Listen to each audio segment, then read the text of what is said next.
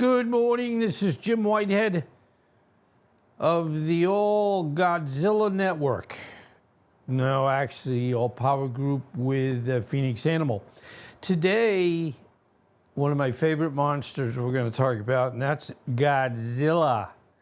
Again, I'll tell you the whole history here, but I grew up with Godzilla, although not in the sense of not literally, but in figuratively speaking.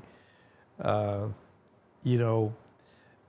was young back then. Anyway, Godzilla, known as Gojira in Japan, is a fictional monster that first appeared in the 1954 Japanese film directed by Ishiro Honda. The character has since become a cultural icon, featuring in numerous films, television series, comic books, and video games. We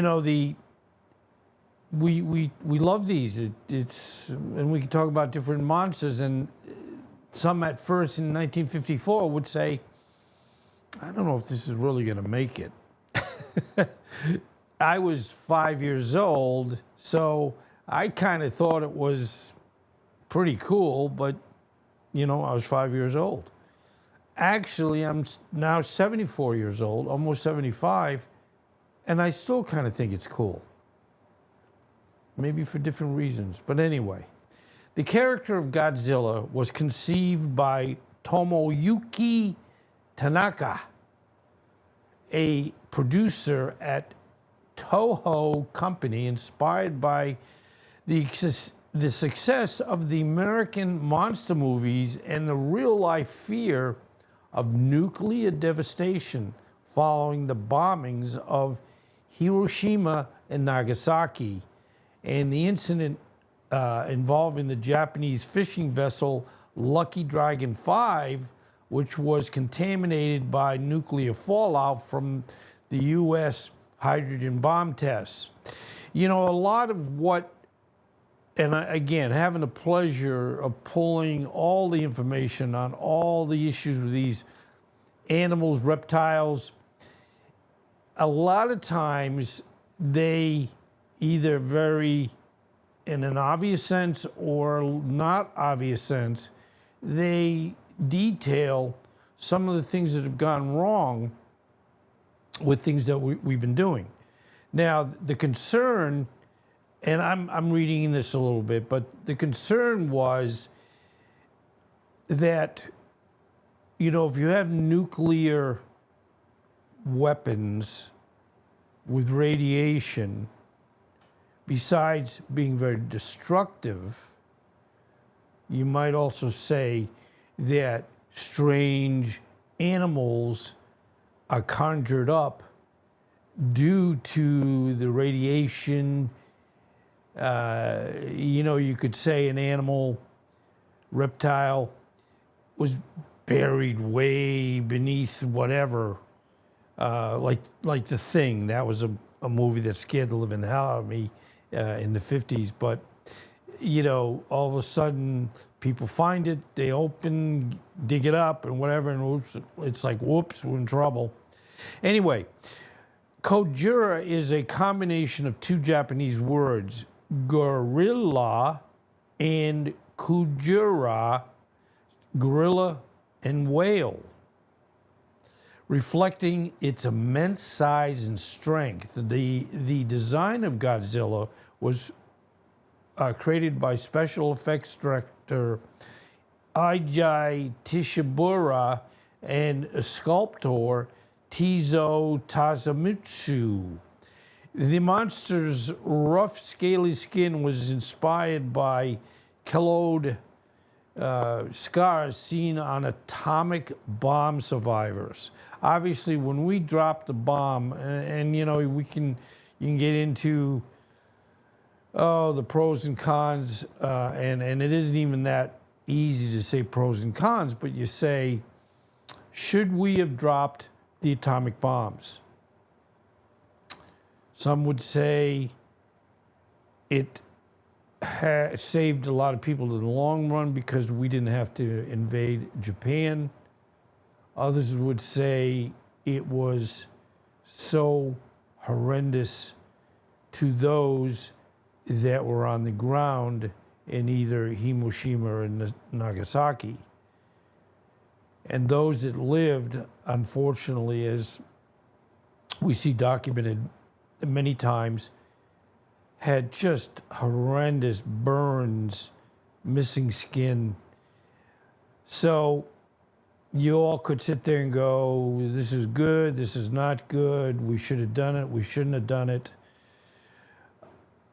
It's tough to go back and say, you know, being so many years ago, that we should never have done that or we should have done it. So, you know, that's up to you. It's just, I think the main point is that you know what happened, why and why it did happen, or whether it should have happened or not. Okay, the original 1954 film Gojira, directed by Ishio Honda, tells the story of a prehistoric creature awakened and empowered by nuclear radiation, as I already said. Godzilla attacks Tokyo, symbolizing the horrors of nuclear war and the destruction it brings.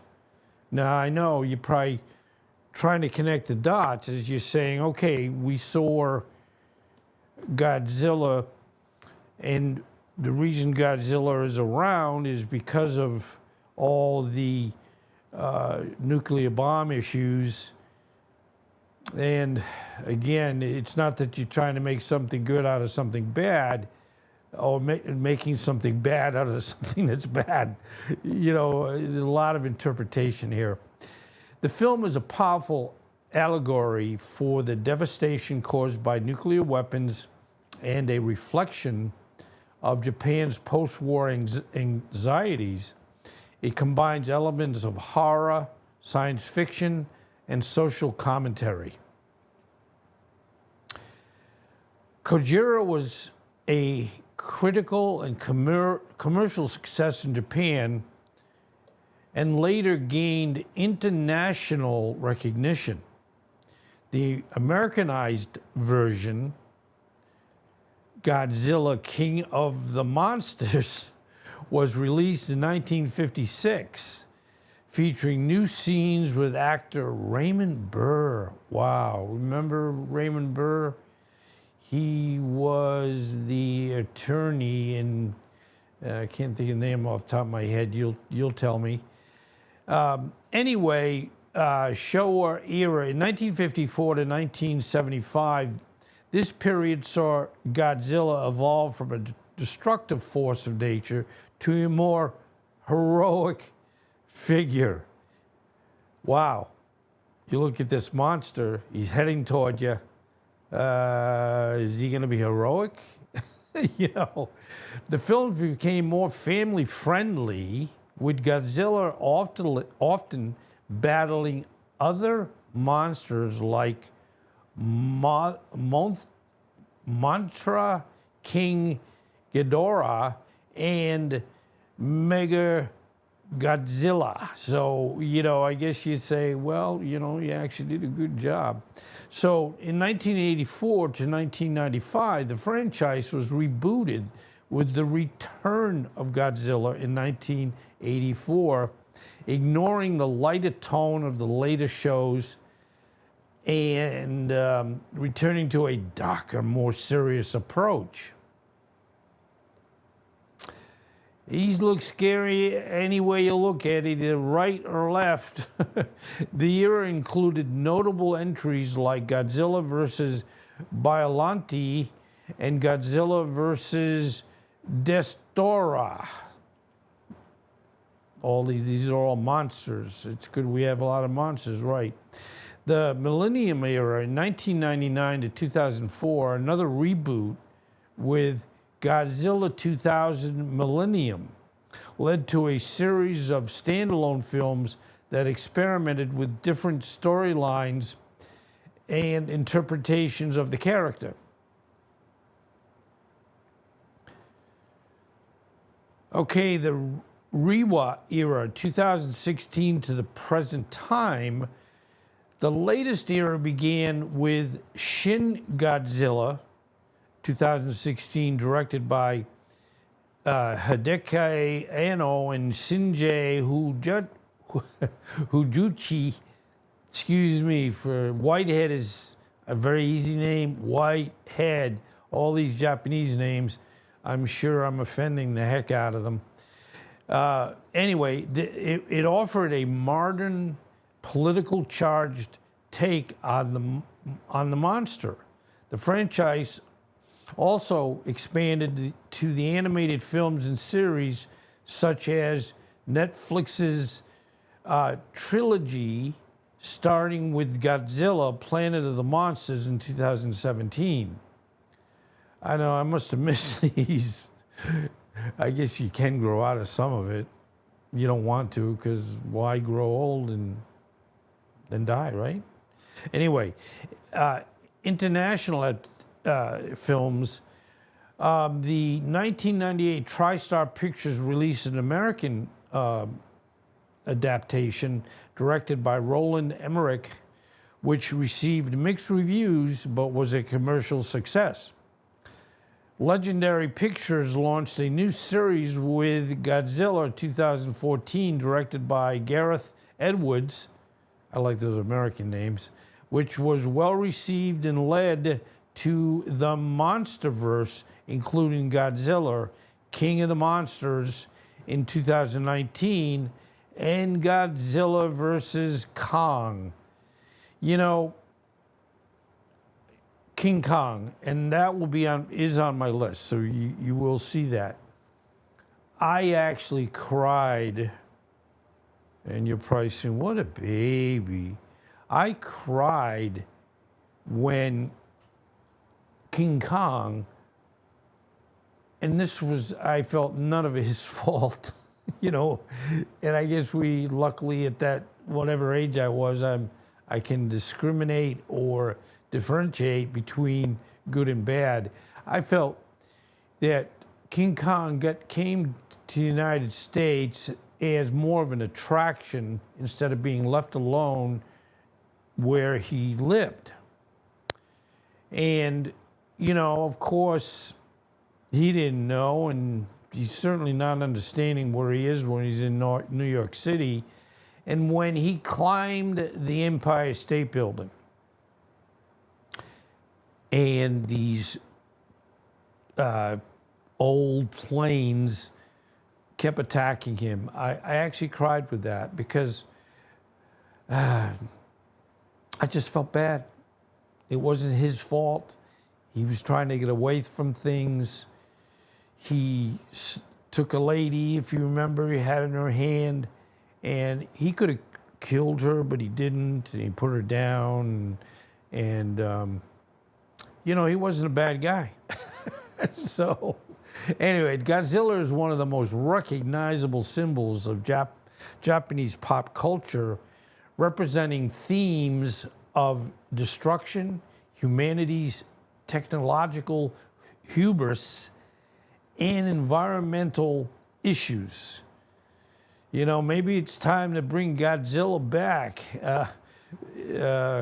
Since we're having a lot of climate change and fires and, ooh, it's scary. Now, related to merchandise, we all get to this, you know, it would be, in some cases, not great not having something that you can take home with and put on your shelf. The character has been featured in various media, including comic books, video games, and animated series, and has inspired countless toys and merchandise. Okay, the legacy. Godzilla's roar and design are instantly recognizable. The character's influence extends beyond cinema into broader cultural and social contexts, often being referenced in discussions about nuclear power, natural disasters, and environmental conservation.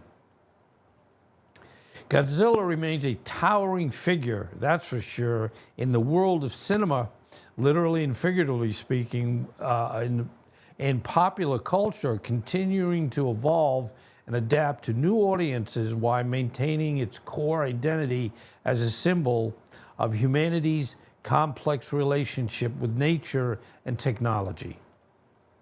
So, there we go. This is Godzilla. And you know, the last thing I'll say, and you're saying, yeah, okay, Jim, you never had the last thing to say. But the fun part is resurrecting all these past things that I enjoyed, things that scared me, things that I felt bad about and cried. But the point is, because of my age, people watching this might not really know Godzilla real well, or where they'd say, oh yeah, that was, I watched that. When you're in, I was born in 49, when in the 1950s, anything like this would just have it where you would eat it up and enjoy it, and it would scare you. Frankenstein scared the hell out of me. So not only am I probably introducing this to some of you, I'm also probably bringing back some good memories or funny memories or sad memories of things that you saw in the past. But I want to thank you very much for being here. And luckily, I have quite a few of these. When I had gone through Rin Tin Tin and Lassie and Mr. Ed, I started to worry that I was going to run out of material. But when I said, okay, show me, tell me all the scary famous animals, it gave me a big long list. So I'm sorry, you're going to end up listening to a lot of these, but thank you so much for being here. And I hate to ask for you to subscribe, but I'm almost at 1,000 subscribers.